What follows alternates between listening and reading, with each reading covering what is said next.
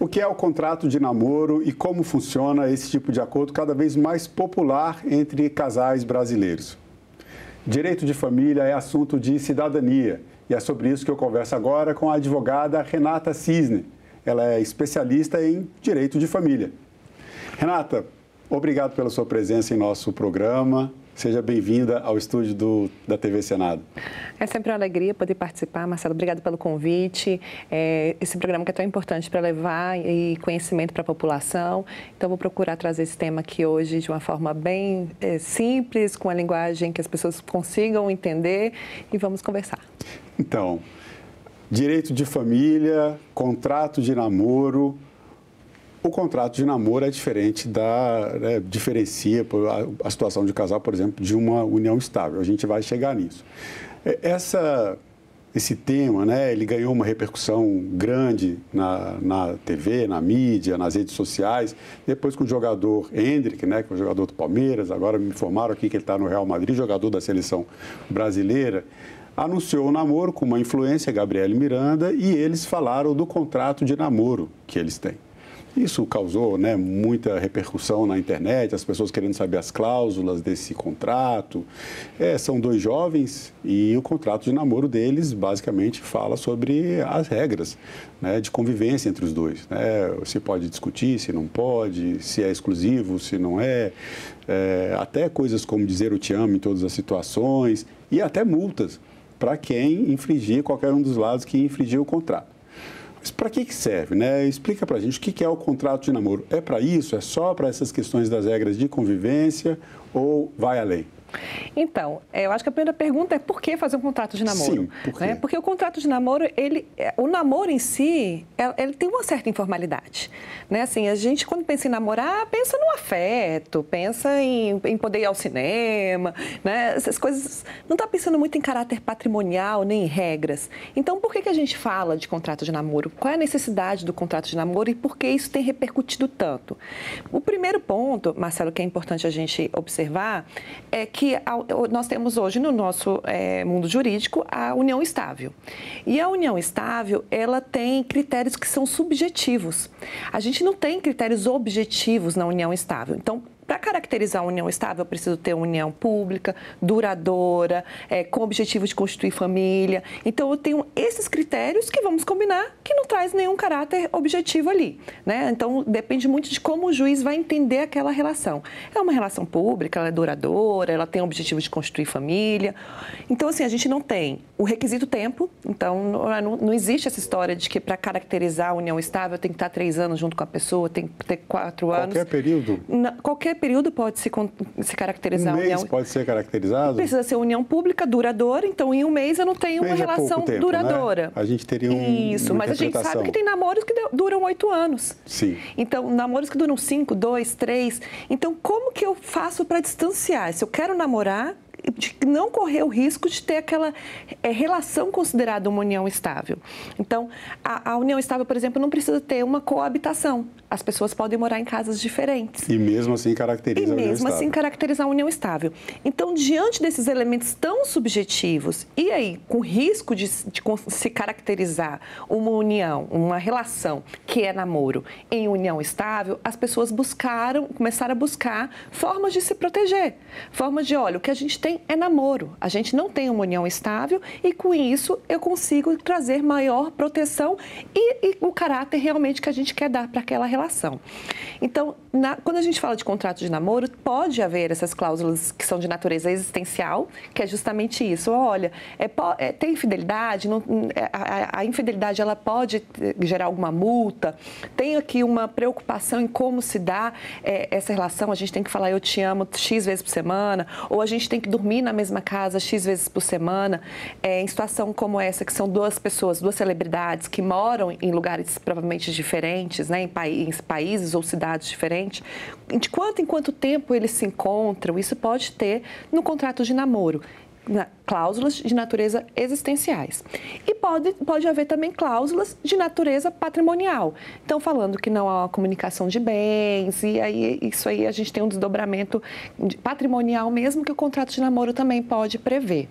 É isso que vai diferenciar. Então, no caso de uma união estável, né, o casal que está namorando não se preocupou em formalizar a situação, não se preocupou em fazer um contrato de namoro, por exemplo, passa um tempo e daí o que você fala como comunicabilidade dos bens, questões patrimoniais, isso inclui o quê? Pensão alimentícia, por exemplo, um pode pedir pensão ou pode entender que o patrimônio tem que ser dividido depois que termina o relacionamento? Aí a gente precisa compreender primeiro, assim, questões de prova, né? Então, se nós temos a gente já aconteceu, não é raro, tá, Marcelo? Já vi isso acontecer várias vezes no escritório com clientes. Então, um entende que está em união estável e outro entende que está em namoro. Então, começa por aí. A gente, para ter união estável, não precisa ter uma escritura pública de união estável, contrato particular de união estável, que é uma dúvida geral também. Muitas vezes as pessoas preenchem os requisitos da união estável, chegam lá no escritório e falam, não, eu não tenho união estável porque eu nunca fiz um contrato, eu nunca fiz uma escritura pública. Mas a união estável está no mundo dos fatos. É como aquele casal se comporta socialmente.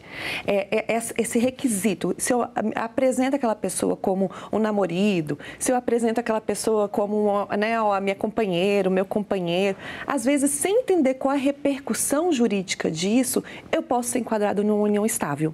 Então, quando eu faço contrato de namoro, é justamente tentando enquadrar essa relação no que falar a mesma língua, que ambos falem a mesma língua. Isso aqui é uma relação de namoro. E outro ponto que é interessante também com relação ao contrato de namoro é que a união estável, às vezes, o início dela, para uma pessoa que figura no casal, começou no mês tal e para outra começou 2 anos depois. Então, isso também faz com que ambos estejam na mesma página, ambos estejam ali colocando sua autonomia privada dentro de um contrato, estabelecendo as regras daquela relação.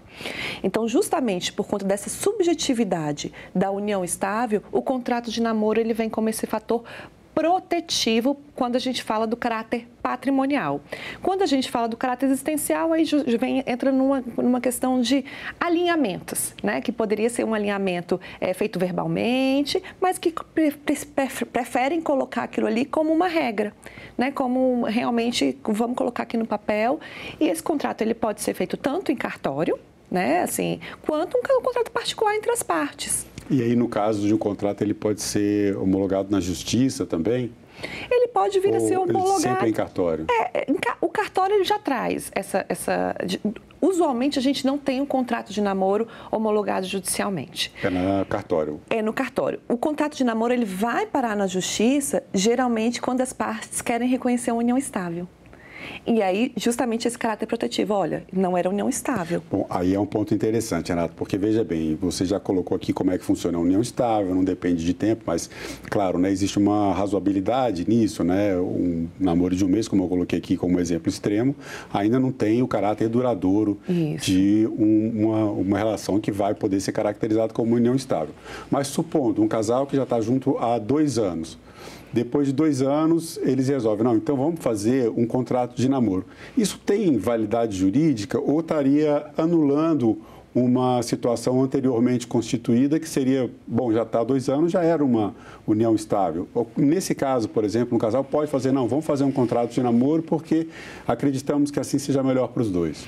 Se as questões da união estável, né, os requisitos, duradouro, publicidade, a vontade de constituir família, tudo isso, se sobrepõe às regras do namoro, se no mundo dos fatos se tem uma união estável, o contrato de namoro ele pode ser mitigado, ele pode não ser considerado. Mas qual que é a importância do contrato de namoro? Porque eu tenho ali a autonomia das partes. As partes estão declarando que vivem um namoro. As partes estão falando que entendem aquela relação como um namoro. E isso tem um peso jurídico significativo. Não quer dizer que necessariamente eu vou afastar uma união estável, mas eu vou tornar muito mais difícil o reconhecimento daquela relação como união estável. Porque há uma declaração das partes, há o exercício da autonomia de vontade ali, falando o que é aquela relação. Agora, é importante, por exemplo, eu fiz um contrato de namoro. Aí aquela relação perdurou por mais 2, 3 anos e eu começo a preencher os requisitos da união estável, pode ser que eu tenha um período reconhecido como namoro e outro como união estável. Então, a importância também de estar repactuando isso conforme o tempo passa, porque o caráter subjetivo da união estável é sinônimo de risco, porque se eu quero que essa relação seja um namoro, isso significa que ela não vai ter desdobramentos patrimoniais. Não há comunicação de bens, então eu não tenho um regime de bens ali estabelecido. Então, numa situação de ruptura dessa relação, a outra parte não tem direito a uma parte do meu patrimônio, por exemplo. Não tem uma obrigação alimentar, né, de prestar alimentos. No caso de falecimento de uma das partes, não tem os efeitos sucessórios que o companheiro teria. Então, quando a gente tem uma união estável, Marcelo, e essa união estável, ela não é registrada, eu não tenho ali um contrato, seja particular, seja uma escritura pública, falando quais são as regras que aquela união estável, que regulam aquela união estável, a nossa norma já fala quais são as regras. Então, eu tenho ali, por exemplo, a aplicação do regime da comunhão parcial de bens. Automaticamente, se eu tenho uma união estável, registrada ou não, mas o judiciário entende que ali há uma união estável, eu vou ter o regime da comunhão parcial de bens. E com isso significa que os bens adquiridos, por exemplo, né, um dos efeitos, os bens adquiridos durante a união estável, durante a união estável, são partilháveis. Então, se tem um esforço comum ali, um deles só compra um apartamento e eu tenho reconhecido a união estável, a outra parte passa a ter direito também sobre esse bem. Então, é um efeito automático da união estável. E o contrato de namoro busca justamente pontuar isso. Olha, não é uma relação de união estável, é uma relação de namoro. E numa relação que você tem o contrato de namoro, ele precisa ter um tempo determinado?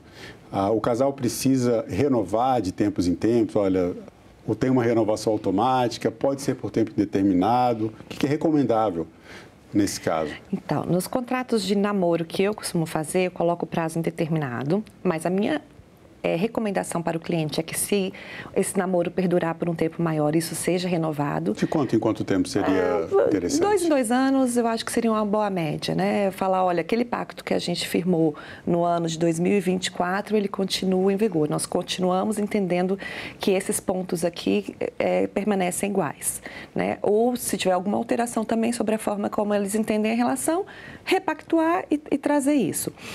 E o que é mais importante, que eu coloco também nesse contrato, Marcelo, é que caso o judiciário entenda que não é namoro, que ele essa relação preenche os requisitos da união estável a qualquer momento, as cláusulas que vão ser aplicadas serão essas. Então, eu trago também a possibilidade, porque a gente não tem um controle sobre isso, né? Então, tem um contrato de namoro. Se bate lá para o juiz fala, não, isso aqui não é namoro, isso aqui é união estável. É união pública, duradoura, com o objetivo de constituir família. Aqui tem união estável. Vocês fizeram o contrato lá, mas, na verdade, é união estável. Eu já coloco o que se aplica caso seja reconhecido como união estável. Então, eu já trago ali, por exemplo, um regime de bens da separação total de bens, eu já trago uma renúncia a alimentos. É claro que tudo isso o judiciário pode, de alguma forma, falar, olha, isso aqui não vai se aplicar, mas eu já tenho ali, pelo menos, a manifestação de vontade das partes. E fica mais fácil trabalhar a partir desse lugar. E se num contrato de namoro, durante a relação, tá? O casal está em contrato de namoro, renovou o contrato, estão seguindo tudo certinho, e no meio do namoro surge uma criança, o casal engravida. Pode continuar com o contrato de namoro ou isso obrigaria o casal a mudar a situação? Então, o objetivo de constituir família está muito além de ter filhos, ter ou não ter filhos. Essa é uma outra pergunta boa, né? O que caracteriza isso? Mas vamos lá. Então, o fato de ter filho, a gente tem filhos hoje de aplicativos, né? Tinder. Saiu uma noite, teve o filho, é namoro? É união estável? Não. É fruto de uma relação casual. O fato de ter filho não quer dizer que aquela pessoa tem uma união estável, tem um namoro. né? A gente sabe que hoje as relações, elas, né, eu já diria Bauman aí na modernidade líquida, né, que as relações, elas, hoje em dia, elas não se estabelecem como elas se estabeleciam antigamente. Então, realmente, a gente tem aí a questão do filho, ele não quer dizer que tem namoro, muito menos que tem união estável, que as pessoas são obrigadas a se casar, né? Então, não, o filho por si só... Pode seguir. O filho por si só não quer dizer isso. Inclusive, no contrato pode colocar essa cláusula, pode se conter, que no caso de filhos, né, de haver a situação de, né, um filho comum daquele casal, não necessariamente repercute numa união estável, que eles ainda assim mantêm a questão do namoro.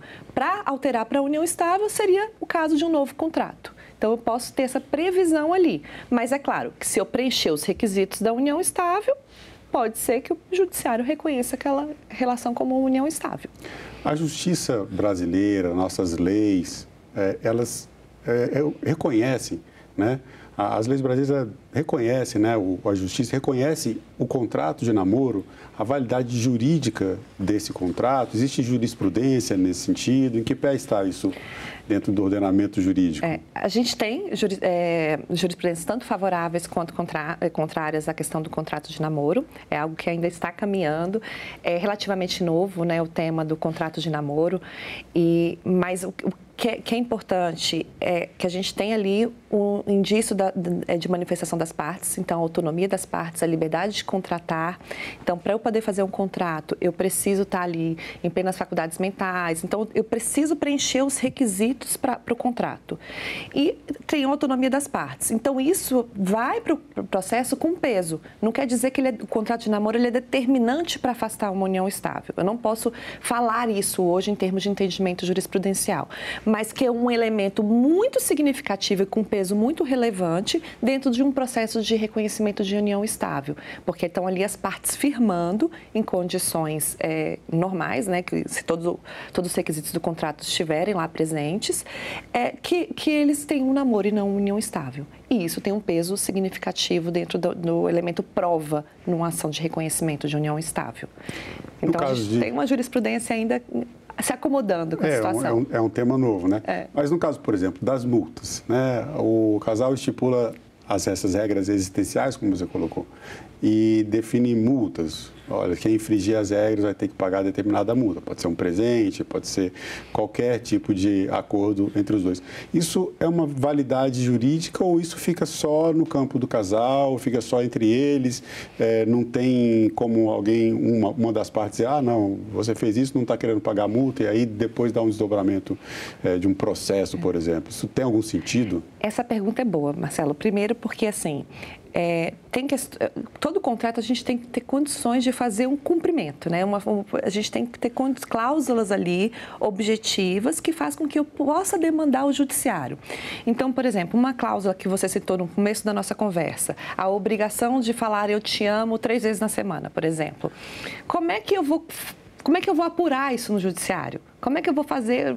Como é que o judiciário vai analisar se foi dito ou não 3 vezes por semana? Então, é uma cláusula que fica um pouco morta dentro do contrato, porque como é que eu dou efetividade para ela? Agora, uma cláusula que, olha, no caso de infidelidade se impõe multa, a multa de X...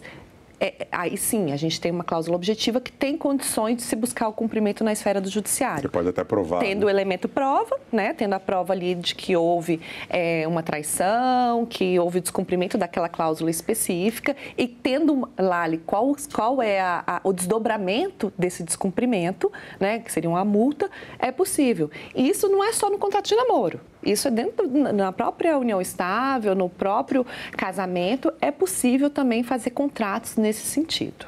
E os casais que namoram à distância, eles podem também criar o seu contrato de namoro?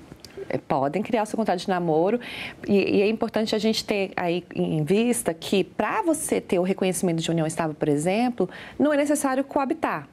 Então, se eu posso ter uma união estável sem coabitação, eu posso ter um namoro também em cidades diferentes, né? Então, eu acho que se aplica da mesma forma, porque o fator coabitação no casamento ainda é considerado um dever, tá?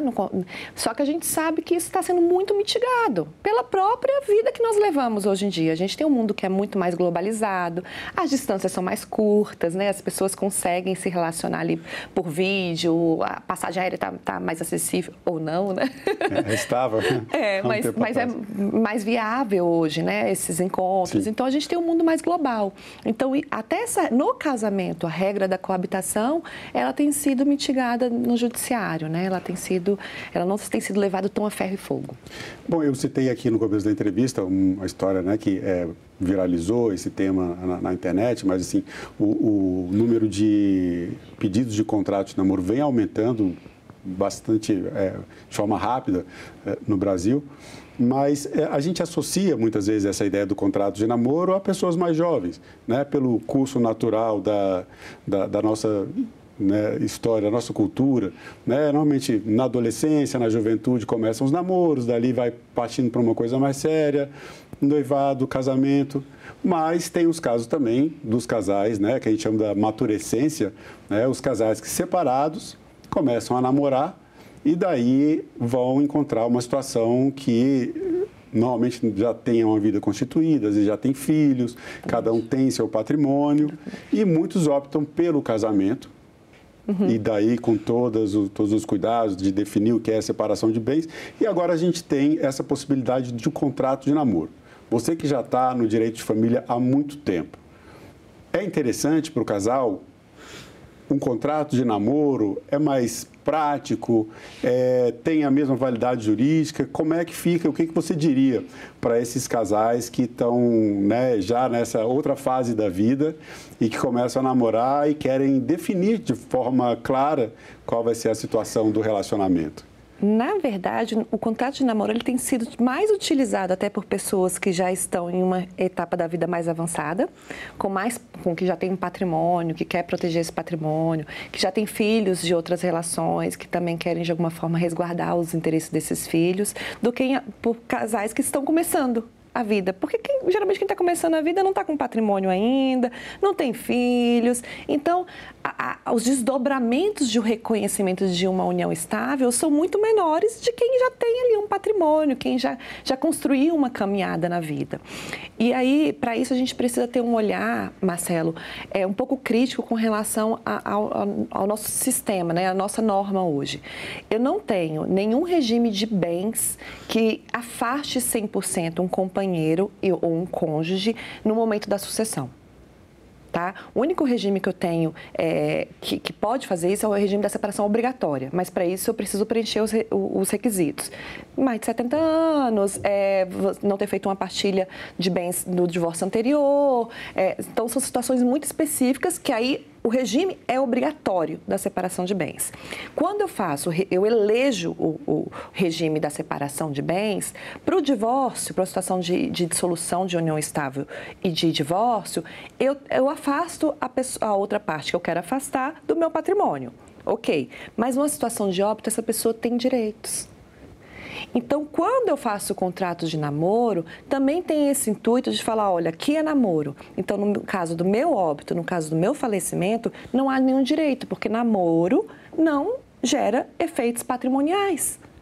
Então, na verdade, o contrato de namoro tem sido utilizado muito mais por essa geração que quer resguardar o patrimônio, quer resguardar os filhos, que tem uma trajetória de vida já construída e que, né, assim, o namoro nessa fase da vida, ela tende a se assemelhar muito mais a uma união estável do que o namoro na juventude, que cada um está na sua casa. Então, o namoro, quanto mais maduro, mais termina que dividem a casa, as escovas de dente, elas ficam fixas um na casa do outro, o porteiro conhece ambos, então é mais fácil eu constituir uma união estável, ou preencher os requisitos da união estável quanto mais maduro tiver, do que quando está mais jovem. E os desdobramentos patrimoniais na maturidade tendem a ser maiores do que na juventude. Então, o contrato de namoro tem sido utilizado geralmente por quem já está separado, quem já passou por um dissabor de uma partilha de bens, quem já vivenciou ali uma relação que não terminou muito bem. Então, busca formas de se resguardar com relação a esses efeitos. Porque quando a gente fala de afeto, né, Marcelo, casamento, união estável, namoro, muitas vezes a gente não entende e não identifica que isso pode ter repercussões patrimoniais. Então, a gente está tão apaixonado, tão vivendo aquela situação do namoro... Você nem pensa nessas outras coisas. Você não imagina que um dia pode terminar, né? Ninguém começa um namoro para terminar, né? Exatamente. Só que as repercussões, elas existem, né? Sim. Quando a gente tem união estável, a gente tem repercussões patrimoniais significativas. Então, o contrato de namoro vem também como uma forma de blindar um pouco essa situação.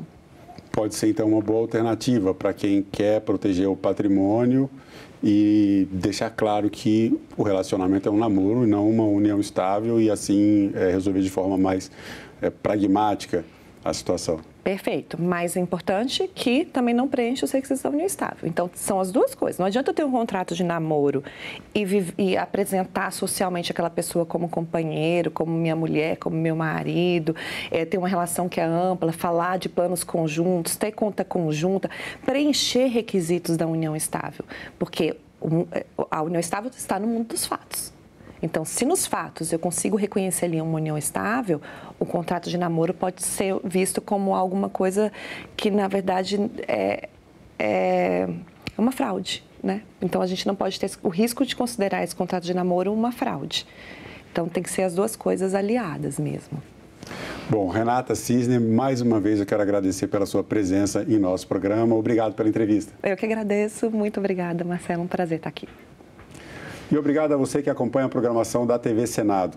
Assine o canal da TV Senado no YouTube, ative as notificações e acompanhe toda a produção do Poder Legislativo diretamente da fonte. Na TV Senado, democracia todo dia.